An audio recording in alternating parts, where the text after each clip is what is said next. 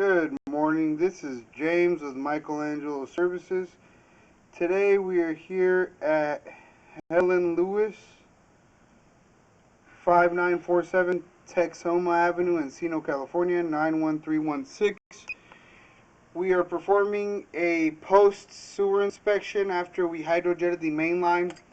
We did inspect with the camera as we were jetting to ensure that we got as much possible removed as we could. There were several root intrusions, as the customer had noted and sent to us in a previously taken video. So we did hydrojet it. I'm going to go ahead and show you what the post condition is like. There are some concerns with this line.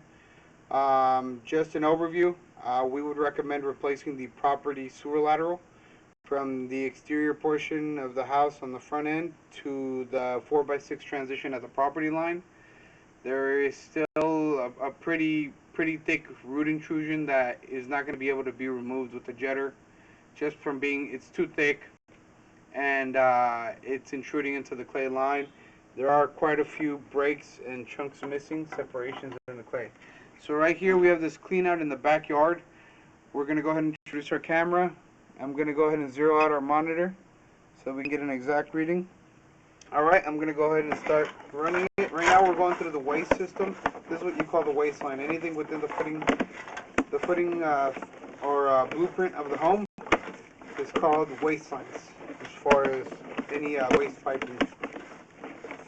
Once you exit the footing of the home, that's when you transition to sewer. This is all ABS right here. Alright, now we're going to transition to cast iron. This should still be the waste line under the house, probably the section going through the footing. It looks like it might have been descaled. If not, it held up pretty well over time. Not a lot of corrosion. Alright, here's where we're going to transition to the exterior portion of the sewer line, the property sewer line. 4-inch. We're transitioning to vitreous clay here. Similar to clay pots, but it's just in pipe form. So here you can see a separation and an offset. Might be a test Y here from when they first installed it. Pretty good offset there too. The ground settles and piping shifts over time. It's a concrete hub holding it together, so over time it'll crack and it won't hold itself in place. Here you can see a crack all around the circumference of the pipe, a full moon, right before this next joint. Here we have a break on the bottom, crack, and then a crack on top. Top right around 1 o'clock, bottom around 6 to 7 o'clock. Here's where we're coming up to that thick root that wasn't able to be removed, and you can see the entire face of the pipe there.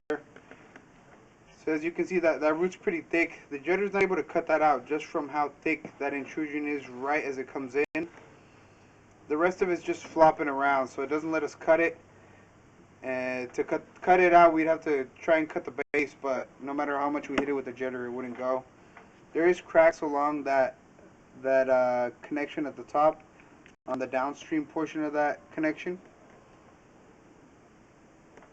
And as you can see, it's separated. There's a pretty good separation in there on the side. It'll just get worse over time if left unaddressed. Here, as we're coming up to this, you see the cracks all along the top. You got like a half moon crack from, I'd say, the 1 o'clock to the 9 or 8 o'clock position.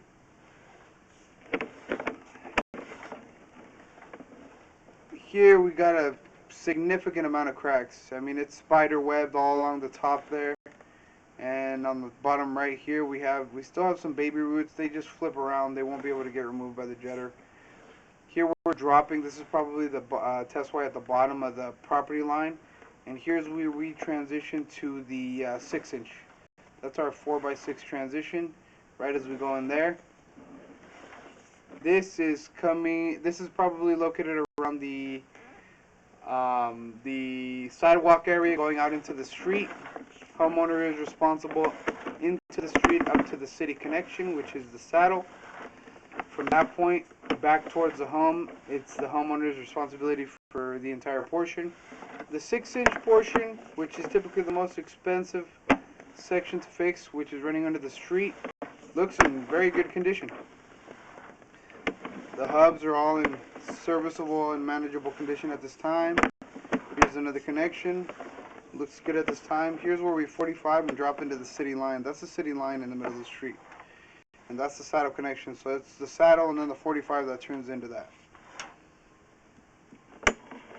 Alrighty, so this concludes our sewer inspection. We're just going to go ahead and locate and get an idea of where each section is here, that the 4x6 and where it stubs out of the home, so that we can put a proposal together for a property replacement.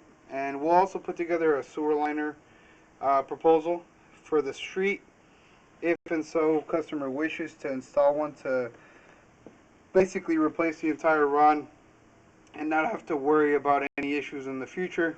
However, the only concern I see here right now that should be addressed immediately is the property line, which has breaks, root intrusions, and pretty heavy offsets.